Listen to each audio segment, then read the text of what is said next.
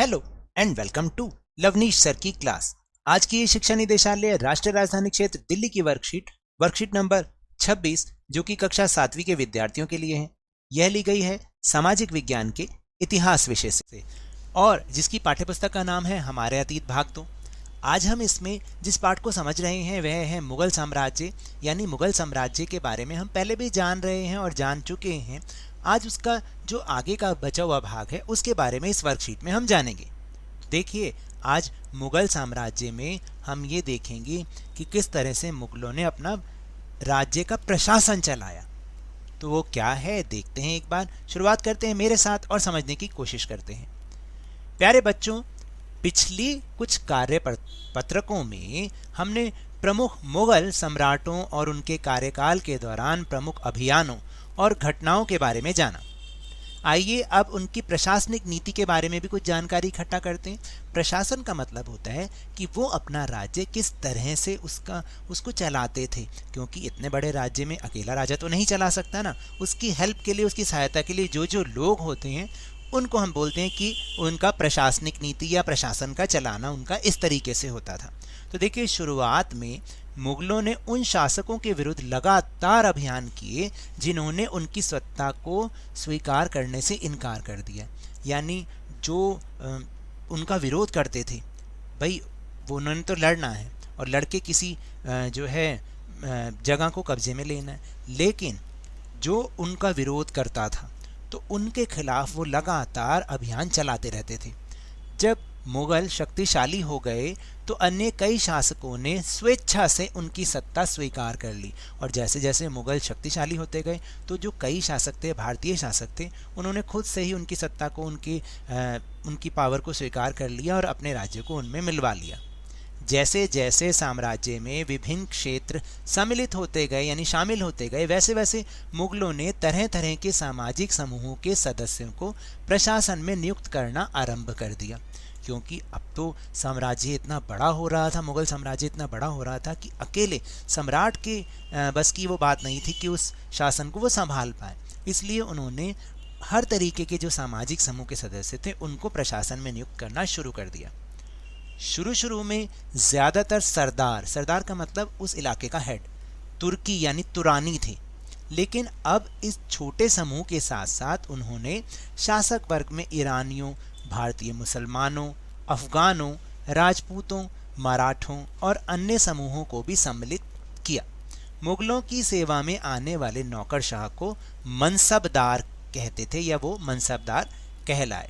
यानी देखिए क्या किया कि भाई इतना बड़ा साम्राज्य हो गया, उसको जो है कुछ सूबों में बांट दिया, कुछ छोटे छोटे क्षेत्रों में बांट दिया और हर सूबे का एक हेड नियुक्त कर दिया। उसका नाम दिया गया मनसबदार। मनसबदार शब्द का प्रयोग ऐसे व्यक्तियों के लिए होता था जिन्हें कोई मनसब यानी कोई सरकारी हैसियत अथवा पद मिलता था। यह मुगलों के द्वारा चलाई गई श्रेणी व्यवस्था थी, जिसके जरिए पद, वेतन एवं सैन्य उत्तरदायित्व निर्धारित किए जाते थे। पद और वेतन का निर्धारण जात की संख्या पर निर्भर था। आप देखिए किस तरह से आगे उन्होंने अपनी पावर का डिवीजन कर रखा था, उसको बांट रखा था। यानी मनसबदार वो लोग होते थे जिनके पास कोई मनसब यानी सरकारी हैसियत होती थी, यानी जैसे किसी जिले का मालिक होना, और यही उनके मुगलों के द्वारा चलाई गई एक व्यवस्था थी, श्रेणी व्यवस्था थी। इनके जरिए वो कई चीज़ों का निर्धारण भी करते थे। देखिए, जो मनसबदार होते थे उनका पद और वेतन कैसे निर्धारित होता था कि वो जात की संख्या पर निर्धारित होता था।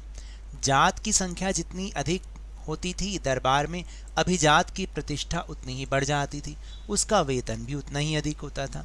5000 जात वाले अभिजातों का दर्जा 1000 जात वाले अभिजातों से ऊंचा था। यानी कहने का मतलब है कि इस तरीके से उनके जो रैंक है या जो उनका ओहदा है, उनकी प्रतिष्ठा है, वो निर्धारित की जाती थी।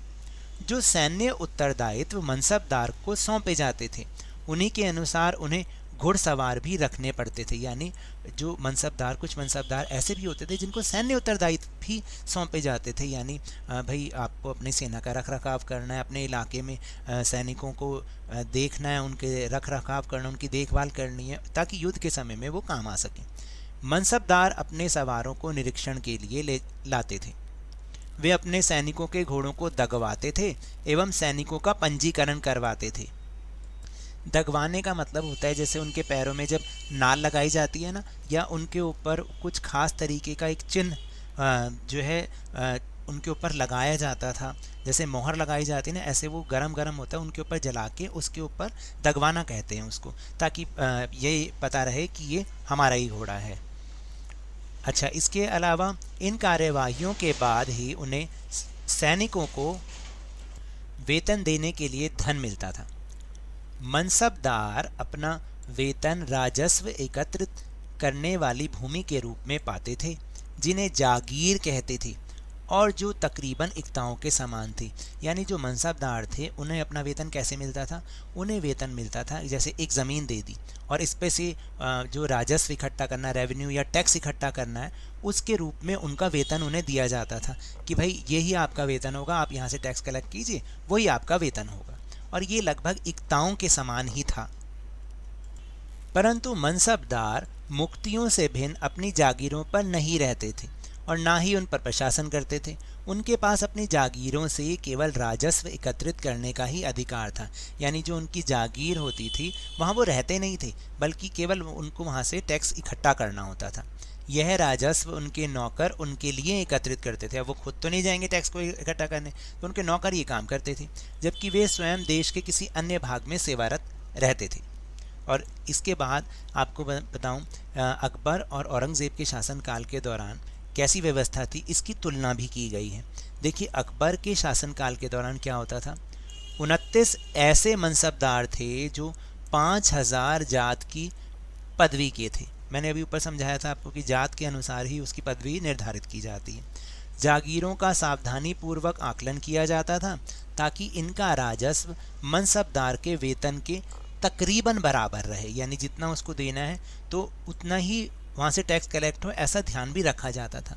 लेकिन औरंगज़ेब के शासनकाल के दौरान क्या होता था, 5000 जात की पदवी के मनसबदारों की संख्या 79 हो गई, यानी 79 हो गई।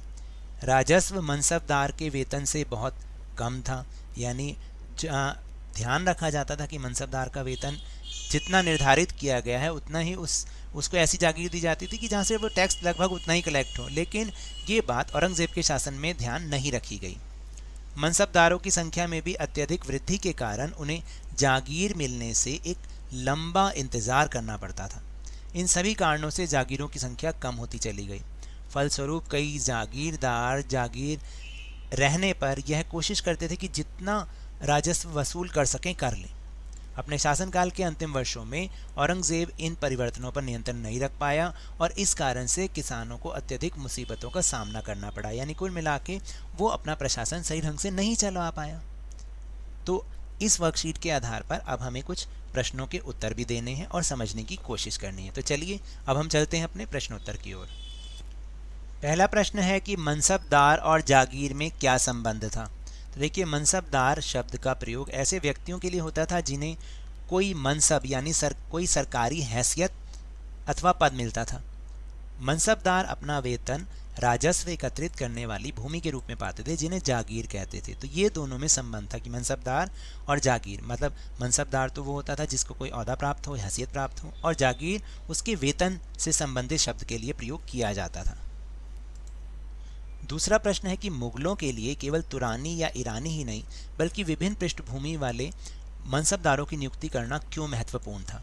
तो देखिए, मुगलों के साम्राज्य के विस्तार से ही मुगलों के साम्राज्य के क्षेत्रफल की भी बहुत अधिक वृद्धि हुई। यानी अब वो बहुत बड़ा साम्राज्य बन गया था। इतने बड़े साम्राज्य की सुरक्षा करना केवल तुरानी या ईरानी मनसबदारों के लिए ही संभव नहीं था। इसलिए शासक वर्ग में भारतीय मुसलमान, अफगान, राजपूत, मराठा तथा अन्य समूह भी शामिल हो गए जो मनसबदार कहलाए, यानी उनको भी मनसबदार बनाया गया। इसका उद्देश्य समाज के सभी वर्गों को प्रसन्न रखना भी था।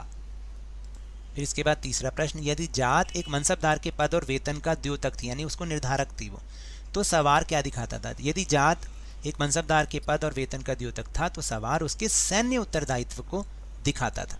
तो ये तो थी आज की वर्कशीट। अगर मेरे इस तरह समझाने से आपको थोड़ा सा भी समझ में आया हो तो इस चैनल को ज़्यादा से ज़्यादा सब्सक्राइब कीजिए, लाइक कीजिए और बहुत ज़्यादा शेयर भी कीजिए। और हाँ, मेरे साथ इसी तरह वर्कशीट को समझते रहिए, लेकिन ध्यान और मन लगाकर पूरी मेहनत और लगन के साथ बढ़ते रहिए। और अगर आपको कोरोना वायरस को हराना है तो मास्क जरूर लगा के रखिए, अपने हाथों को नियमित रूप से साबुन और पानी से धोते रहिए, क्योंकि जब तक दवाई नहीं तब तक कोई ढिलाई नहीं। धन्यवाद।